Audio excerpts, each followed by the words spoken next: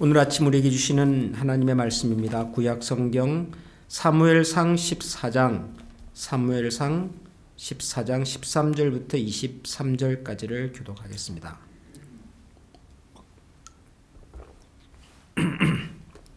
사무엘상 14장 13절부터 교독하겠습니다.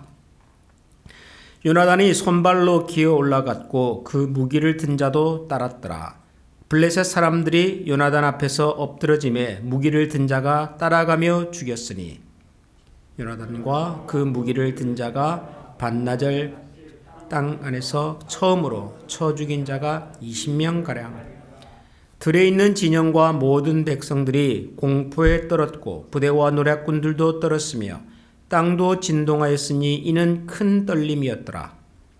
베냐민 기브야에 있는 사울의 파수꾼이 바라본즉 허다한 블레셋 사람들이 무너져 이리저리 흩어 사울이 자기와 함께한 백성에게 이르되 우리에게서 누가 나갔는지 점호하여 보라 하여 점호한즉 요나단과 그의 무기를 든 자가 없어졌더라.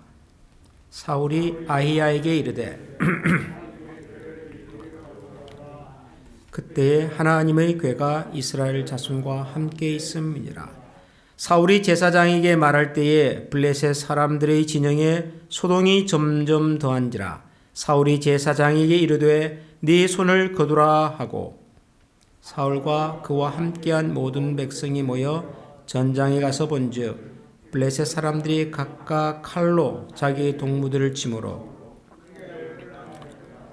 전에 블레셋 사람들과 함께하던 히브리 사람이 사방에서 블레셋 사람들과 함께 진영에 들어왔더니 그들이 돌이켜 사울과 요나단과 함께한 이스라엘 사람들과 합하였고 에브라임 산지에 숨었던 이스라엘 모든 사람도 블레셋 사람들이 도망함을 듣고 싸우러 나와서 그들을 추격다가 질겠습니다. 여호와께서 그날에 이스라엘을 구원하심으로 전쟁이 베다웬을 지나니라. 아멘. 사울이 이스라엘의 왕이 되고 난 다음에 처음으로 전쟁을 이렇게 하게 되었습니다. 전쟁의 상대는 블레셋이라고 하는 나라였습니다. 블레셋은 사울이 이스라엘의 왕이 되기 전 또 왕이 된 후에도 이스라엘을 가장 힘들게 했던 주변 나라 중에 하나였습니다. 특별히 사울이 왕이 되고 난 다음에 겨우 2년밖에 지금 되지 않은 상황이었기 때문에 우리가 말로는 이스라엘 왕국 이런 표현을 쓰긴 하지만 아직까지 이스라엘이 하나의 나라로 제대로 정비가 되지 못한 상황이었습니다. 사실 이스라엘 백성들이 그 사무엘 선지자를 찾아와서 왕을 허락해 주십시오. 우리에게도 왕이 제대로 허락해 주십시오라고 했던 이유가 주변 나라들을 보니까 왕이 있고 왕이 중심이 되어서 전쟁을 하니까 굉장히 이 전쟁도 잘하고 나라도 힘이 생기고 그런 것을 보고 우리에게도 왕을 달라고 했던 거거든요.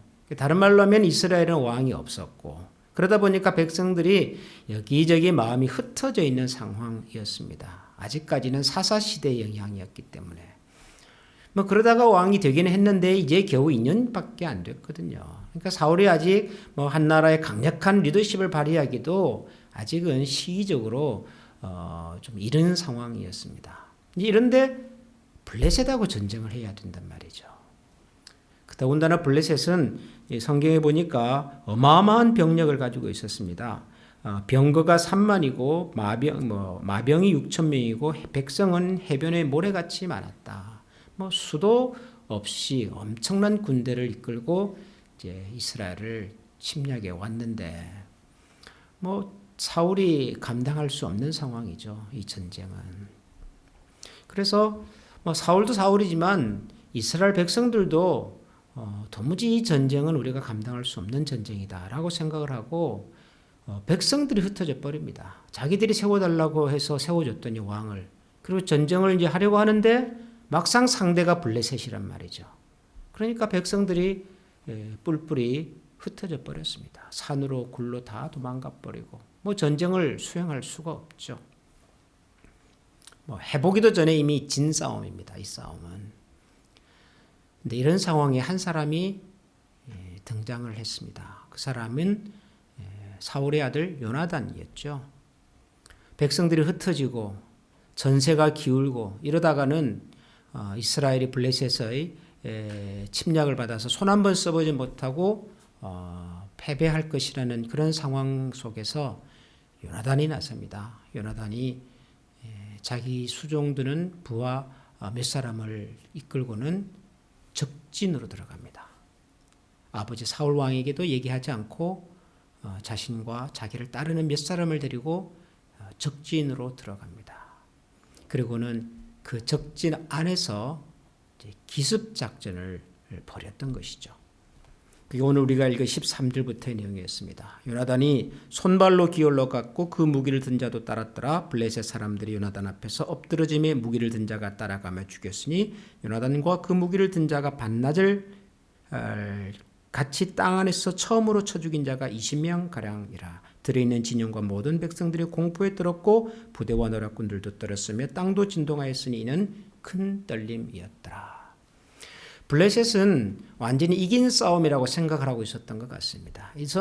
병력에서 이거는 뭐 말이 안 되는 싸움이니까요. 더군다나 들어보니까 이스라엘 진영에서는 군인들이 다 도망가고 흩어지고 했다고 그러고 이거는 시간만 기다리면 이스라엘 왕이 스스로 나를 찾아와서 무릎을 꿇을 것이다. 아마 그렇게 생각을 했던 것 같습니다. 방심하고 있을 때. 이제 승기를 우리가 잡았다고 생각하는 그 순간 갑자기 진영 안에서 생각지도 못한 일이 벌어진 것이죠. 요나단과 그의 부하들이 기습 공격을 하면서 진영 여기저기를 막 헤집고 다니면서 보이는 대로 적군들을 죽이기 시작을 했습니다. 아마 당황했던 것 같습니다. 당황. 블레셋 진영에서 갑자기 소동이 일어나는 것을 보고 이스라엘 진영에서 이렇게 관찰을 보니까 뭔가 일이 벌어지고 있는 것을 알게 되었습니다. 사울 왕이 묻죠. 도대체 저 동네에서 무슨 일이 일어나고 있는지, 혹시 우리 중에 누가 지금 적진으로 들어간 사람 없는지 한번 확인해 보라 그랬더니 자기 아들 요나단과 그리고 자기 아들 요나단을 따르던 부하들이 사라졌다는 보고를 받게 된 것이지요. 요나단과 그의 부하들이 지금 적진에서 그런 일을 벌이고 있었습니다. 재미있는 것은 성경을 쭉 읽어보면 21절에 전에 블레셋 사람들과 함께하던 히브리 사람이 사방에서 블레셋 사람들과 함께 진영에 들어왔더니 그들이 돌이켜 사울과 요나단과 함께한 이스라엘 사람들과 합하였고, 그런 말이 나와요. 이게 지금 무슨 얘기냐 그러면 블레셋이 강력한 나라였습니다. 강력한 군사력을 기반으로 해가지고 영토를 확장하고 있었고, 그리고 이스라엘의 블레셋과의 접경 지역 대부분을 장악하고 있었던 것 같습니다. 침략을 해가지고 땅을 차지하고 있었던 거죠. 그러면 그 땅에 살던 히브리 사람들, 유대인들은 당연히 뭐가 되겠습니까? 블레셋의 포로가 되든지, 아니면 이제 블레셋 군대에서 전쟁 간다, 남자들 다 나와라 그러면은 할 수 없이 블레셋 진영에 들어가서 일을 할 수밖에 없었습니다. 군인으로서 일을 하기도 하고 혹은 노역을 하기도 하고. 그러니까 블레셋 군대 안에 누가 있었냐 그러면 히브리 사람들이 있었던 거죠. 왜냐하면은 블레셋 사람들이 쳐들어와 가지고 많은 히브리 사람들을 잡아가기도 하고 군인으로 모집도 하고 했었으니까요. 그러나 자기들이 히브리 사람이라고 말을 못해요. 왜냐하면 전쟁의 대상이 바로 자기 조국 이스라엘이니까요. 숨도 쉬지 못하고 숨 죽이고 살고 있었던 그 히브리 사람들이 어떻게 됐다고요? 돌이켜 사울과 요나단 진영으로 가세하기 시작을 합니다. 뿐만 아니라 22절에 보면 에브라임 산지에 숨었던 이스라엘 모든 사람도 블레셋 사람들이 도망함을 듣고 싸우러 나와서 그들을 추격했더라. 이 사람들이 왜 산지로 도망을 갔습니까? 처음 전쟁을 할 때 블레셋의 어마어마한 병력을 보고는 이 전쟁은 도무지 감당할 수 없는, 우리가 이길 수 없는 승산이 없는 전쟁이다라고 생각을 하고 도망갔던 사람입니다. 전쟁을 포기한 사람들입니다. 해보나 마나 이 싸움은 안 된다라고 생각했던 사람들, 그 사람들이 산으로 들로 굴로 도망갔거든요. 그런데 그 사람들이 내려오기 시작을 했습니다. 산에서, 들에서, 굴에서 숨어있던 이스라엘 모든 사람들도 블레셋 사람들이 도망을 듣고 싸우러 나와서 그들을 추격했다. 여러분, 뭐가 달라졌습니까? 지금 이스라엘하고 블레셋이 제대로 된 전쟁을 아직 시작도 하기 전입니다. 어마어마한 병력을 가진 블레셋이 이스라엘을 쳐들어온다는 소문이 있었고, 그 소문 앞에서 사울은 이 전쟁을 한번 해보려고 군인들을 모집했지만은 군인들은 두려움에 사로잡힌 나머지 다 뿔뿔이 도망가 버렸습니다. 급한 사울은 사무엘 선지자를 기다리지도 못하고 왕인 자기가 제사를 드리려고 하다가 사무엘 선지자한테 크게 꾸중도 들었고, 왕도 사기가 떨어졌고 백성들도 흩어졌고, 이 전쟁은 이미 끝난 전쟁입니다. 그 전쟁이 아직 시작도 되기 전에 그런 상황이 벌어졌단 말이죠. 그런데 도망갔던 사람들이 돌아오고, 블레셋 사람들의 수중에 있었던 그들의 통치 속에서 숨죽이고 살고 있었던 히브리 사람들이 합세하기 시작을 합니다. 앞으로 이 전쟁이 어떻게 될까요? 다음 주 중에 이제 여러분들이 읽으시면서 매주 묵상하시면 되겠습니다. 어떻게 이런 변화가 일어났죠? 누가 이 변화를 만들어냈죠? 물론 하나님께서 하셨습니다. 물론 하나님께서 이 전쟁을 이스라엘 백성들에게 승리케 하시려고 하나님께서 개입해 주셨습니다. 그런데 그 하나님의 개입에 있어서 등장한 사람이 누굽니까? 누가 이 하나님의 시선과 마음을 가지고 이 전쟁의 방향을 바꿔놓은 그 역할을 누가 합니까? 요나단입니다. 요나단. 한 사람 요나단, 그리고 요나단을 따라 적진에 들어갔던 그의 수하들입니다.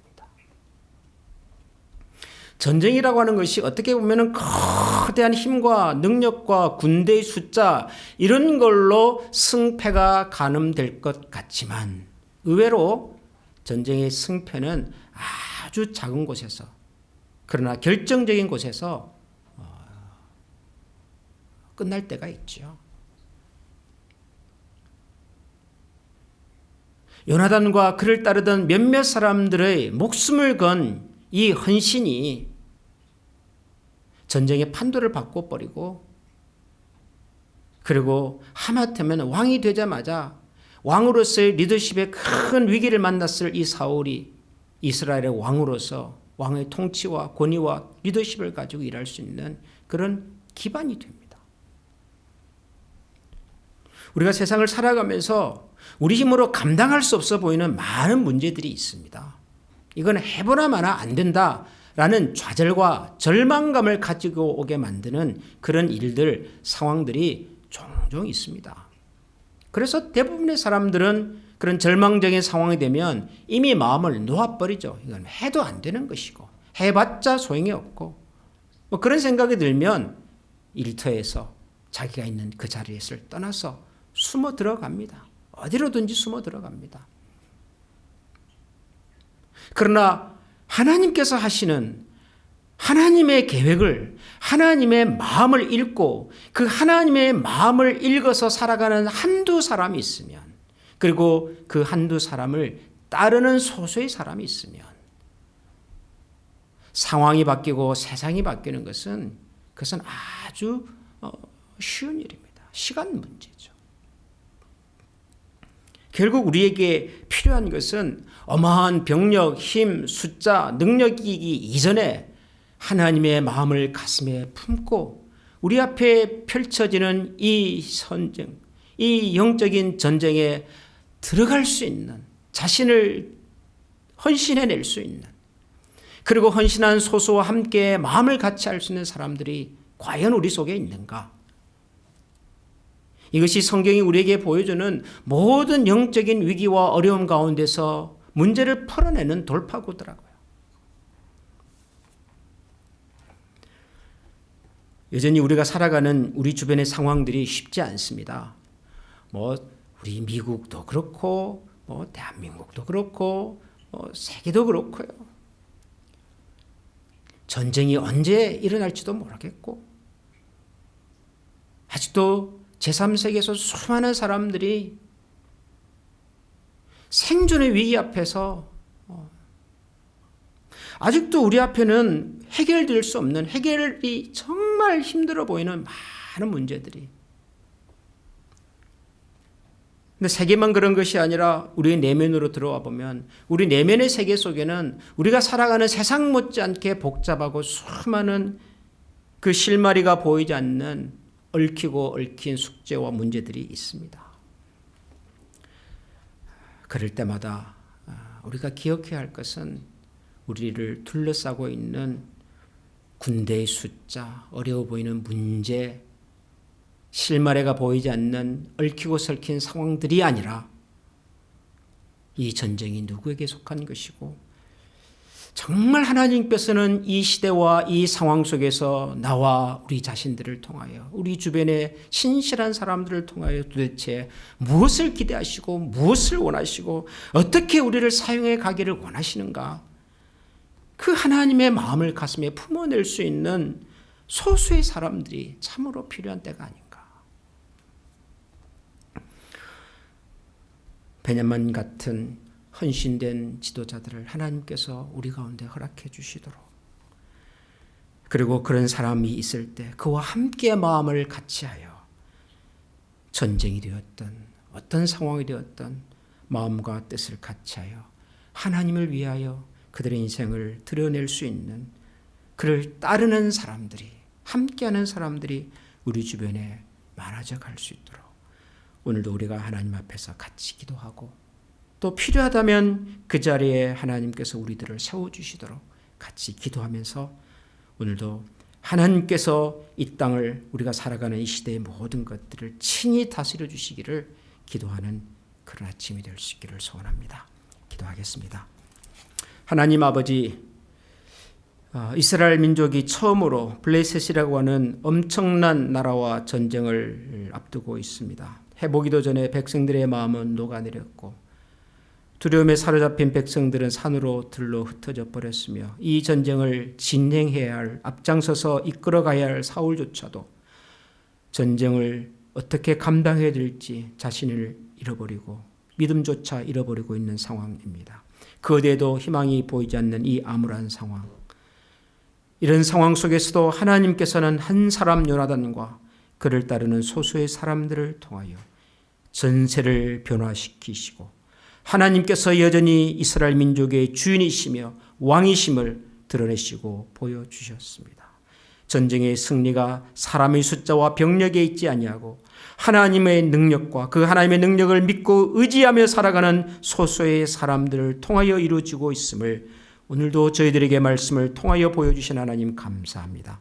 우리가 살아가는 이 세상 역시도 블레셋 못지않는 여러 종류의 강력한 도전과 위험들이, 어려움들이, 고충들이 곳곳에 도사리고 있으며, 그래서 수많은 하나님의 백성들이 마음이 높고 여러 종류의 두려움에 사로잡혀 신앙의 의지와 열정도 잃어버리고 살아가는 암울한 시대를 살아가고 있습니다. 주님, 이 땅을 불쌍히 여겨주시고 이 상황을 긍휼히 여겨주시고, 그리고 이 상황 속에서 다시금 하나님께서 일하고 계심을 만민이 알 수 있도록 도우시고 역사하여 주시옵소서. 이 일을 위하여 하나님, 요나단 같은 사람들을 주님께서 허락하여 주시고 요나단과 같은 사람과 마음을 같이하여 주님의 나라를 위하여 힘써 살아갈 수 있는 소수의 구별된 사람들을 허락하여 주시고, 그리고 그들의 헌신과 믿음과 용기를 통하여 다시금 하나님께서 이 땅의 역사의 주인 되심을 드러내 주시고, 또한 모든 주의 백성들, 두려움에 사로잡힌 자들이 산에서 들에서 다시 돌아와 하나님 나라 백성의 영광을 찾아낼 수 있는 신실한 주의 나라 다시금 이루어 주시옵소서. 오늘도 우리 가운데 하나님께서 좌정하고 계심을 만민이 알아갈 수 있는 귀하고 복된 아침이 되게 하여 주시기를 간절히 원하며 우리 구주 예수 그리스도 이름으로 기도합니다. 아멘. 하늘에 계신 우리 아버지, 아버지의 이름을 거룩하게 하시며 아버지의 나라가 오게 하시며 아버지의 뜻이 하늘에서와 같이 땅에서도 이루어지게 하소서. 오늘 우리에게 일용할 양식을 주시고 우리가 우리에게 잘못한 사람을 용서하여 준 것 같이 우리 죄를 용서하여 주시고 우리를 시험에 빠지 말게 하시고 악에서 구하소서. 나라와 권능과 영광이 영원히 아버지의 것입니다. 아멘.